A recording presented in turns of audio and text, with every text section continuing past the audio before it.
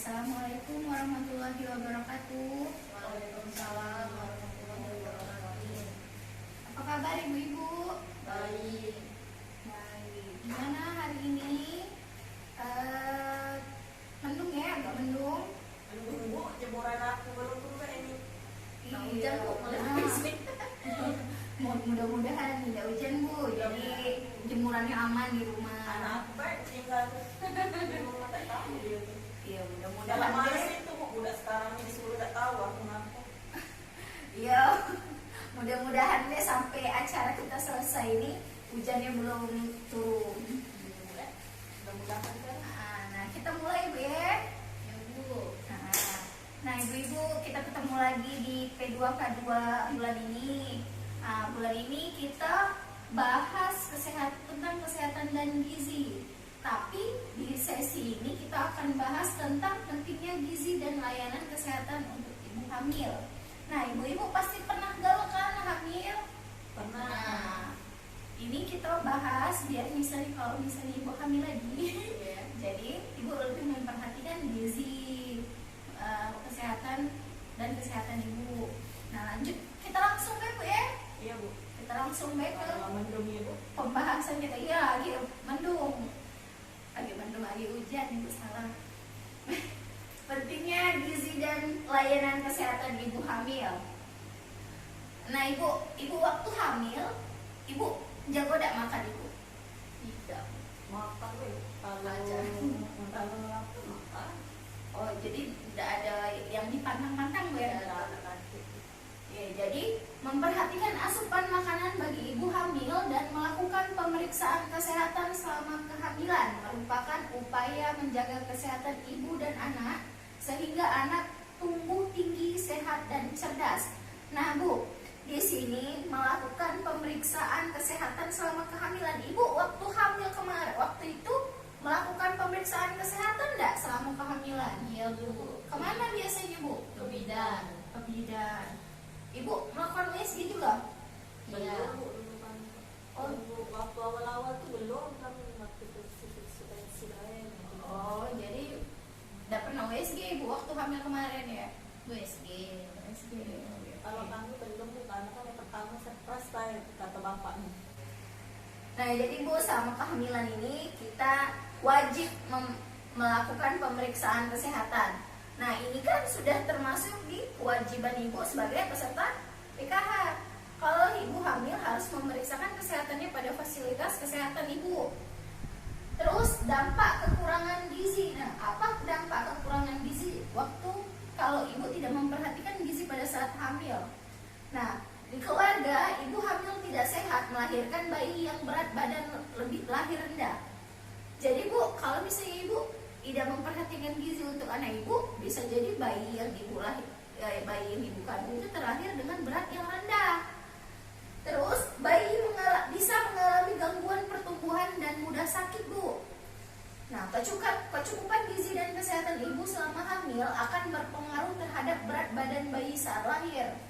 Bayi sehat akan mempunyai daya tahan tubuh yang kuat, tumbuh jadi anak yang cerdas dan tinggi sesuai usianya. Bu, ibu pernah dengar anak stunting? Nggak tahu aku. Nah, jadi anak stunting itu Bu, dia itu tinggi badannya itu tidak sesuai dengan umurnya. Jadi harusnya anak misalnya tingginya 100 cm yang seumuran dia. Tapi anak ibu tidak setinggi itu. Nah, itu bisa dikategorikan anak stunting Bu. Jadi tingginya itu tidak sesuai umurnya.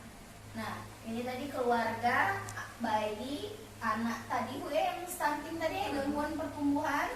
Terus remaja. Nah, pada saat remaja ini mengalami kesulitan belajar dan prestasi di sekolahnya rendah Bu. Kalau dewasa, gangguan gizi akan berdampak ke gangguan kesehatan, kekurangan gizi ya. Akan berdampak dengan gangguan kesehatan, pendidikan yang rendah dan terbatasnya pilihan kerja karena sakit-sakitan. Itu dampaknya Bu. Jadi berdampak dari hamil sampai dia dewasa. Nah, ibu-ibu tadi dari ibu hamil sampai ke dewasa. Jadi kita tahu pentingnya 1000 hari pertama kehidupan. 1000 hari pertama kehidupan ini Ibu tahu tidak? Dimulai dari kapan? Dari pas anak lahir tuh ya.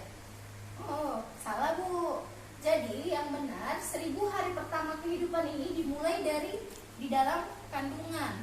Di dalam kandungan sampai dengan umur 2 tahun. Nah, dalam kehamilan ini Bu ya, dimulai dari kehamilan, kelahiran, bayi sampai anak usia 2 tahun. Nah, ini Bu, di sini masa dalam kandungan hingga anak usia 2 tahun. Nah, masa ini adalah masa emas Bu. Jadi masa ini paling penting bagi kehidupan anak karena akan mempengaruhi masa depannya di kemudian hari. Ya, golden age Bu. Oh iya, pintar sekali Bu Ani. Kita kasih tepuk salut dulu buat Bu Ani. Tepuk salut. Salut, salut. Salut, salut. Salut. Oke, kita lanjut lagi ya.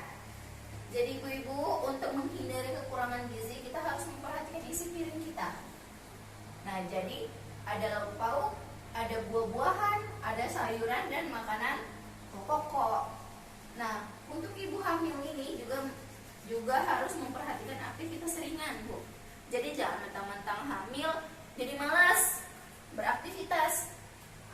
Bahkan olahraga ringan juga dianjurkan biar peredaran darah lancar dan sebagainya, nggak kekurangan gerak. Nah, ini cuci tangan, selalu cuci tangan.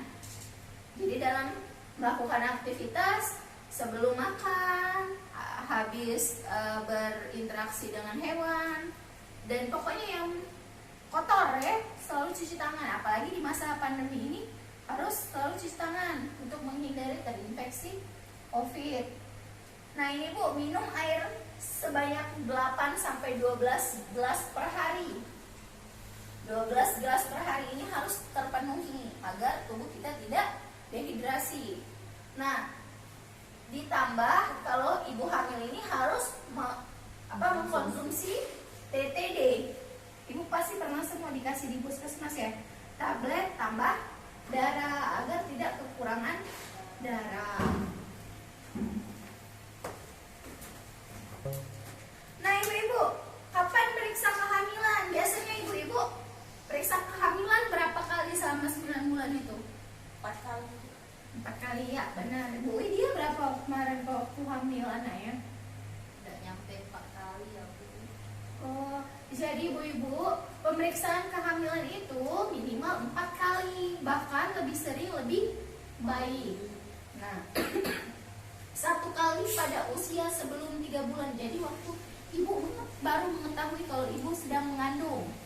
Jadi secepatnya dilakukan pemeriksaan ke bidan atau dokter. Selanjutnya 1 kali pada usia kandungan 4-6 bulan. Biasanya ini Bu, kalau ibu ke dokter, nanti ibu di USG untuk mengetahui jenis kelamin atau di screening melihat ada kelainan atau enggak, sempurna atau enggak pertumbuhannya. Selanjutnya 2 kali pada usia kandungan 7-9 bulan. Bahkan pada memasuki usia 9 bulan ini akan dianjurkan lebih sering pemeriksaan ke dokter karena ada gangguan atau enggak, karena kan mau melahirkan, jadi harus lebih sering di sini Bu. Jadi jangan pas mau lahiran mentang-mentang udah besar ini aman, jangan gitu Bu. Jadi harus makin sering pemeriksaannya. Nah, layanan kesehatan ibu hamil, biasanya ibu kalau di bidan diperiksa apa aja Bu? Tensi darah. Tensi dulu, terus ditimbang dulu berat badannya. Karena setiap bulan pada saat hamil itu selalu dilihat penambahan berat badan kita. Jangan sampai berat badan itu naiknya tidak terkontrol. Nah, ini yang dilakukan di layanan kesehatan ini. Pertama kali kita datang pasti diukur tinggi dan berat badan. Terus ditensi lingkar lengan atas, tinggi rahimnya, penentuan letak janin, imunisasi tetanus sama tokso, pemberian tablet ramah darah atau TTD tadi. Nah, ini tes laboratorium, penjelasan bidan, kemudian pengobatan bila diperlukan, misalnya ada misalnya ibu kekurangan darah atau apa, dikasih obat vitamin ya. Nah, rencanakan persalinan di fasilitas kesehatan. Tanyakan tanggal perkiraan persalinan, siapkan donor darah dan ikuti kelas ibu hamil. Nah, ibu di sini sudah belum dilakukan?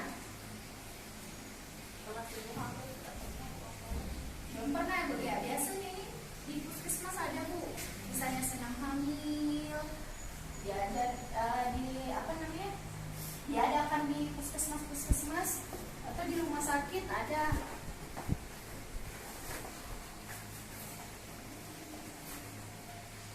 Nah, tadi Bu, pada saat 9 bulan setelah sudah melahirkan, ibu-ibu juga harus masih memeriksakan kesehatan setelah melahirkan ini untuk melihat perkembangan si bayi tadi setelah dilahirkan.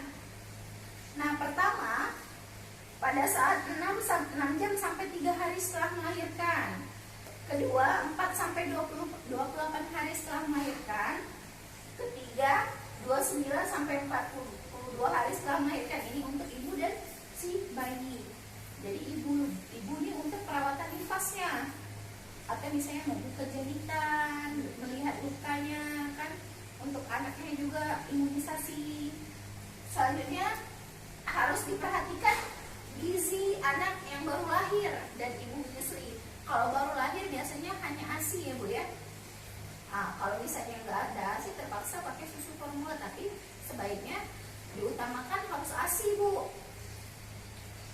Nah, segera lakukan inisiasi menyusui ini. Jadi pada saat dilahirkan segera dilakukan inisiasi menyusui ini. Kemudian ASI yang keluar berwarna kuning itu mengandung zat kekebalan tubuh, langsung diberikan pada bayi, jangan dibuang Bu. Jadi yang warna kuning itu langsung diberikan pada bayi. Nah, berikan hanya ASI saja sampai 6 bulan, tidak usah dicampur dengan susu formula. Kelima, kebutuhan air minum ibu menyusui adalah 12 sampai 14 gelas per hari, jadi lebih banyak. Kalau biasa kita nggak mengandung 8 sampai 12 gelas, kalau sedang menyusui 12 sampai 14 gelas sehari. Selanjutnya,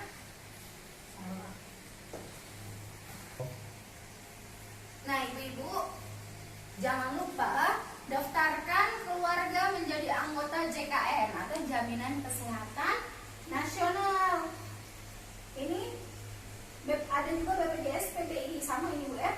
Penerima bantuan iuran adalah program jaminan kesehatan BPJS untuk fakir miskin dan orang tidak mampu. Jadi Bu, biasa kalau yang kita tahu BPJS kan bayar Bu, bulanan ada kelas 1, 2, dan 3. Nah, itu ada yang gratisnya. Ibu-ibu sudah punya? Ini gratis 1 piece. Ya.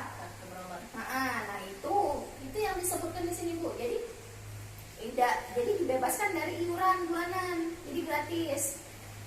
Nah, cara pembuatannya ini KKTP untuk seluruh anggota keluarga, syarat keterangan tidak mampu dari RT dan kelurahan, minta surat pengantar pembuatan kartu BPJS ke puskesmas dan tidak butuh rekening bank. Kalau BPJS PBI ini tidak perlu rekening bank, tapi kalau BPJS yang reguler perlu rekening bank. Nah Bu, sampai sini ada yang mau ditanyain enggak seputar ibu hamil? Tidak ada, paham ya, karena sudah pengalaman ya Bu ya? Sudah sudah di luar kepala ya. Nah, kita sampai ke sini pesan untuk ibu hamil. Jadi Bu, kalau misalnya atau anak ibu nanti hamil, ibu mau punya cucu, ibu hamil makan makanan yang bergizi seimbang. Jadi jangan sembarangan makan ya Bu, biar dapat gizi si bayi. Jadi nggak terbuang sia-sia makanannya Bu. Terus ibu hamil harus periksa ke puskesmas minimal 4 kali selama kehamilan. Ini harus diperiksakan, jangan mentang-mentang nggak ada keluhan, ibu PD tidak memeriksakan kehamilan. Nah, konsumsi TTD tiap hari selama kehamilan ini untuk menghindari kekurangan darah. Ibu hamil harus melahirkan di fasilitas kesehatan dan dibantu tenaga kesehatan. Jangan melahirkan di dukun beranak Bu ya. Masih ibu melahirkan, tidak melahirkan di dukun beranak kan? Tidak bu, tidak bu. Nah, lakukan inisiasi menyusui dini saat bayi baru lahir. Berikan kolostrum pada bayi, beri ASI saja selama 6 bulan, periksakan kesehatan ibu dan anak setelah melahirkan, gunakan bantuan PKH dan BPNT untuk membeli beras, telur, dan minyak, gunakan uang PKH untuk menambah asupan protein, batasi penggunaan gula, jangan hobi yang manis-manis bu ya. Iya, kali karena diabetes bu. Buat kartu keluarga, KTP dan KTP untuk bisa mendapatkan kartu Indonesia Sehat bagi keluarga termasuk anak dalam kandungan. Jadi anak dalam kandungan itu sudah bisa dibuatkan BPJS. Sudah bisa. Jadi saat melahirkan, misalnya ada gangguan, ada masalah misalnya, tapi jangan sampai bu ya. Itu bisa langsung tercover sama BPJS-nya bu. Kalau sudah kita buatkan misalnya sudah 7 bulan, sudah masuk 7 bulan, nah sudah bisa dibuatkan itu BPJS-nya bu. Jadi nanti tidak perlu lagi mikirin bu, biaya melahirkan. Jadi jangan takut melahirkan di fasilitas kesehatan seperti di bidan atau di rumah sakit. Sudah bisa berobat gratis, melahirkan gratis bu ya. Nah itu saja pembahasan kita hari ini bu. Jadi kalau misalnya hamil harus memperhatikan gizi, makanannya dijaga bu ya, minum vitamin, kalau dikasih bidan asam folat jangan lupa, kalau bisa susu hamil juga dikonsumsi. Itu saja bu, karena misalnya kehidupan 100 hari pertama kehidupan itu 1000 hari, maaf ya, pintar Ibu Widya ya. 1000 hari pertama kehidupan itu dimulai dari dalam kandungan. Nah, itu saja, tidak ada pertanyaan ya. Makasih sudah hadir hari ini. Semoga bermanfaat untuk kita semua. Apabila ada salah kata saya mohon maaf. Pada Allah saya mohon ampun. Wabillahi taufiq wal hidayah. Wassalamualaikum.